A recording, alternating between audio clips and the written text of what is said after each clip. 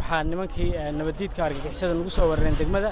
dhibaatada ay aragteen bay geysteen maamulka alxamdulillah wax dhibaato ma ay gaarin laakiin dad shacab ah oo masaakiin ah imaamkii masaajidka iyo caruur yar yar oo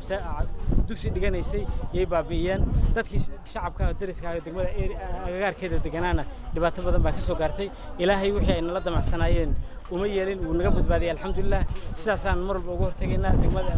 dhibaatooyinkiina soo gaaray wiilashii ilaalada ah ee ka hortagayay yaa midna dhaawacmay midna dhintay iyo qof kale oo isna shacab oo degmada ka shaqeynay laakiin dadka ay baabi'iyeen oo saaka xasuuqeen oo caruurtii yareeyay dugsiga dhiganaysay iyo macallinkii dugsigooda ahaa dugsiga uu dhigay caruurta iyo imaamka masaajidka iyo dadkii shacabka ah ee degmada ku hareeraysan waxaan u sheegaynaa mar walba ama qarax soo qaataan ama bala kale ha la yimaadaan shaqada joojin mayno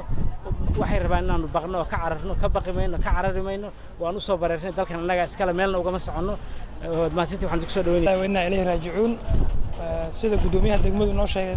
saaka halkan waxaa ka dhacday qarax weyn oo nimankan cadowga ah ay mar walba ay ku soo tala galaan inay dhibaateeyaan dadka shacabka ah maamulka degmada waxa ma gaarin sida aad arkaysaan gadaasheena waxa ka muuqda waa masaajidkii iyo dugsi quraan iyo xaafadihii shacabka deganaayeen degmaduna waxay ku dhex taalay xaafadaha waxa dhibaato ama khasaaro kooban uu ka soo gaaray waxa weeye waa shacabka iyo maamulkii dad ka mid ah oo dhaawac soo gaaray nimanka mar walba waxay isku dayaan inay dhibaateeyaan shacabka Soomaaliyeed meesha hadda ay qaraxa ka geysteen waa xaafad dhexdeed